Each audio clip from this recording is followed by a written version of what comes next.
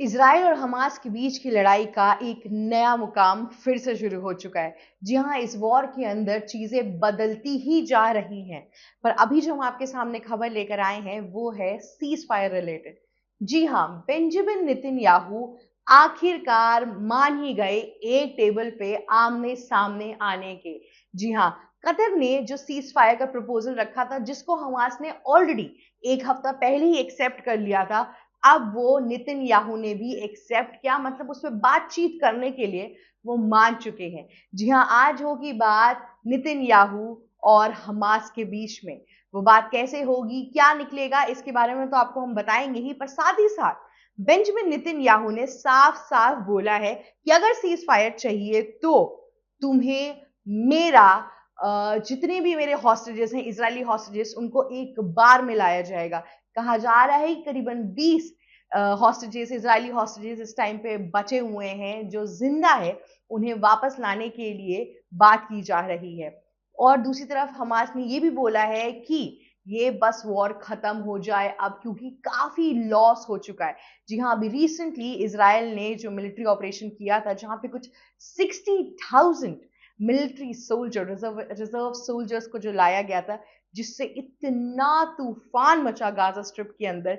एक जो जगह थी गाजा में, साउथ गाजा, जिसे इतने टाइम से सेफ माना जा रहा था, जहां पे लोगों को रखा जा रहा था, वो जगह भी अब डिस्ट्रॉय हो गई पूरी तरीके से। जी हाँ, वहां पर भी सिर्फ और सिर्फ इस टाइम पे डिस्ट्रक्शन ही डिस्ट्रक्शन था। वहां पे एक हॉस्पिटल था जहां पे अभी इसराइल ने अटैक किया, जिसमें करीबन 15 लोग मारे गए, जिसमें से 5 जर्नलिस्ट भी थे। जी हाँ, ये काफी दुखद न्यूज है कि 5 जर्नलिस्ट, हमारे होनहार जर्नलिस्ट, कुछ रॉयटर्स के थे, एक एनसीबी न्यूज का थे, और काफी लोग अलग अलग जगहों से थे, इन सब की मौत हो गई है।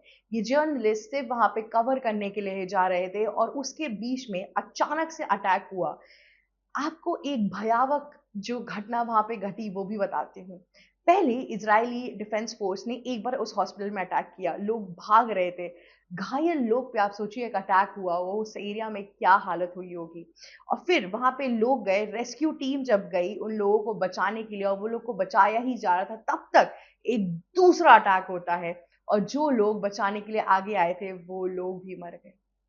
इस टाइम पे गाजा की हालत बहुत भयावह हो चुकी है। गाजा का जो डेथ टोल है वो करीबन 62,000 से भी ऊपर जा चुका है। लोग मरते जा रहे हैं दिन प्रतिदिन। ऐसा बोला गया था कि इजराइल ने एक चीज क्लेम की थी कि हम सिविलियन मौत इतनी नहीं करेंगे, पर हम सबको पता था कि जिस दिन ये वॉर शुरू होगी और जिस दिन ये जो 60,000 कंजर्वेटिव सोल्जर्स का जो ये सब कुछ, ये पूरा नया 2.0 वॉर का टर्न आउट हो रहा है, इसके बाद से चीजें चेंज होगी ही होगी। और वैसा ही कुछ हुआ।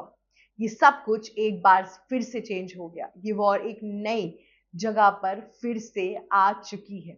अब इस वॉर में क्या क्या होने वाला है, कैसे कैसे होने वाला है, उसका तो कोई अंदाजा नहीं है। पर इस टाइम पे और भयावह सिचुएशन गाजा में आती जा रही है और ये रुकने का नाम भी नहीं ले रही है।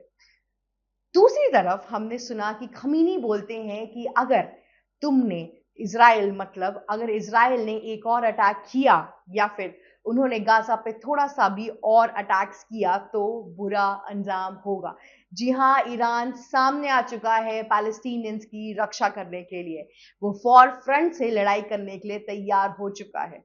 ईरान का इस टाइम पे जो मिसाइल गेम है वो काफी स्ट्रॉन्ग माना जा रहा है, जिससे सिर्फ और सिर्फ नेतन्याहू के ही नहीं, यूएस प्रेसिडेंट डोनाल्ड ट्रंप के भी छक्के उड़े हुए हैं, क्योंकि ईरान ने अपना मिसाइल ओमान की खाड़ियों में रखा है, और वो हिंद महासागर से उसे लॉन्च करेंगे, जो कि वेस्ट एशियन कंट्रीज के लिए काफी भयावह है, जिसके अंदर सिर्फ और सिर्फ इसराइल का नुकसान नहीं होगा, पर इंडिया भी उस घेरे के अंदर आएगी।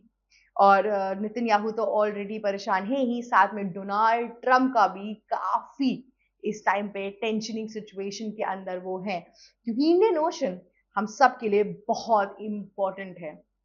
उससे कितना डिस्ट्रक्शन होगा, क्या होगा, कुछ पता नहीं। लेकिन सपोजिटली अगर आप सोचिए कि इस टाइम पे गाजा के अंदर ऑलरेडी इसराइल की तरफ से एक वॉर चल रही है, दूसरी तरफ पैलेस्टीनियंस वॉर के कहते हैं, पैलेस्टीनियंस के साथ इतना बुरा हो रहा है, उस पर से ईरान भी आ जाएगा उनकी रक्षा में, तो उस लैंड का कितना डिस्ट्रक्शन होगा। वॉर सिर्फ डिस्ट्रक्शन ही लेकर आती है, ये मूल मात्र चीज है। इस वॉर में अब क्या रुख लेने वाली है, ये सब कुछ जो नीतियां चल रही हैं, इजराइल, ईरान और फिर अब यमन भी शामिल हो चुका है, वही लेबनान की तरफ से हजबुल्ला का भी थोड़ा डर बन सकता है कि काफी कुछ एक भयावह स्थिति में कन्वर्ट भी हो सकता है, जैसा कि हमने आपको पहले बोला था। बेंजामिन नेतन्याहू से अब काफी बार लोग दरखास्त कर चुके हैं कि इस बार वे सीज फायर कर दे, पर उनका कोई मूड नहीं लग रहा है। उनके दिमाग में सिर्फ और सिर्फ कब्जा भर चुका है, जबकि हमास ने सीधा सीधा बोल दिया है कि हमें ये सीज फायर मंजूर है, तुम अपनी हॉस्टेजेस ले लो, पर ये अटैक्स बंद करो। उसके बावजूद भी वो ठस से मस नहीं हो रहे हैं।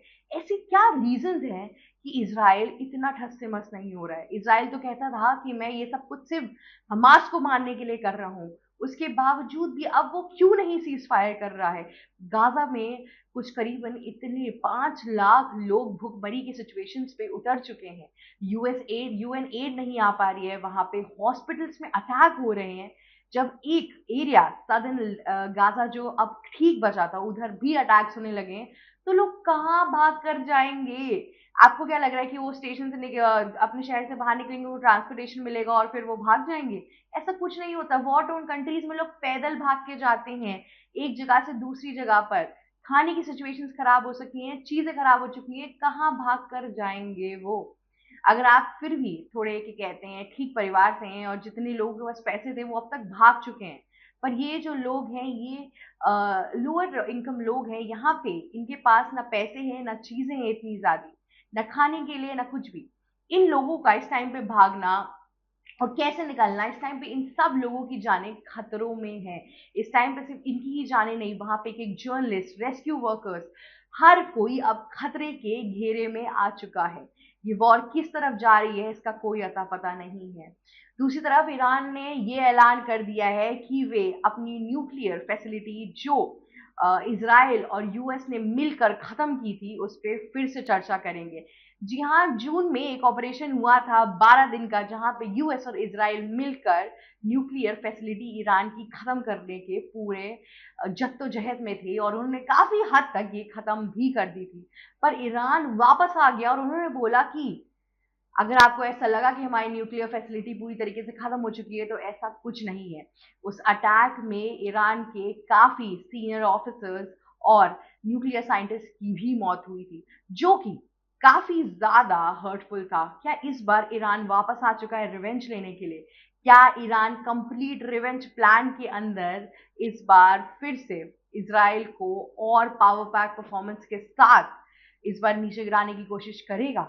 इस वॉर में अब क्या क्या नए टर्न्स होने वाले हैं, और इसराइल जो एक तरीके से रुक ही नहीं रहा है अलग अलग जगहों पे अटैक करने से, उन सब का क्या रुख और क्या मोड़ आने वाला है, ये देखना काफी दिलचस्प होगा। ये वॉर खत्म होगी कि नहीं, आज के सीज फायर में क्या चीजें हमारे सामने आती हैं, कैसी चीजें हमारे सामने आती हैं, ये भी एक तरीके से बहुत इंपॉर्टेंट और क्रूशल रोल प्ले करेगी कि क्या होने वाला है और कैसे होने वाला है। और इन सब चीजों के बाद क्या इंडिया को पर भी एक प्रेशर आएगा? जब से ईरान इस फाइट के अंदर एंटर कर चुका है, इंडिया पे ऑलरेडी एक माउंटिंग प्रेशर आ चुका है। इंडिया से हर कोई एक्सपेक्ट कर रहा है कि एक साइड लीजिए, एक साइड लीजिए। और वाजिब की बात तो ये है कि इंडिया और इसराइल भी एक अच्छे दोस्त हैं, पर इंडिया पैलेस्टीनियंस को एड्स प्रोवाइड करता है और काफ़ी चीज़ें हेल्प और असिस्टेंस देता है, पर इस वॉर की घड़ी में, इस ह्यूमैनिटेरियन सिचुएशन में इस बार इंडिया किसे चुनेगा, वो भी एक बड़ा और महत्वपूर्ण सवाल खड़ा हो सकता है। साथ ही साथ जो ईरान इस टाइम पे, ईरान के जो चीफ हैं, वो बैठक करेंगे यूरोपियन लीडर्स के साथ, जहां पे वो अपनी न्यूक्लियर फैसिलिटीज के बारे में बात करेंगे।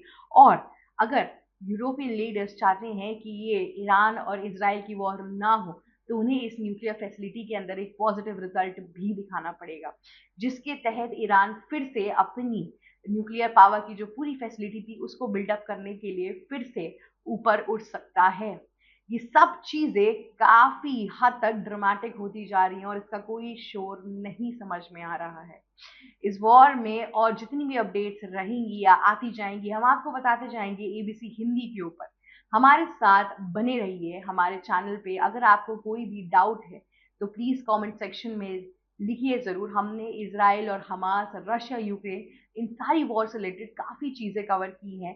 अगर आपको जियोपॉलिटिकल चीज़ों में इंटरेस्ट है तो हमारी सारी वीडियोज़ देखते रहिए, ताकि आप समझ पाएँ कि इस टाइम पे देश दुनिया में क्या और कब कैसे हो रहा है। जी हाँ, इन सब चीज़ों के लिए हमारा चैनल देखते रहिए, लाइक, शेयर, सब्सक्राइब और कमेंट करते रहिए। मेरा नाम शिवचित्रांशी है।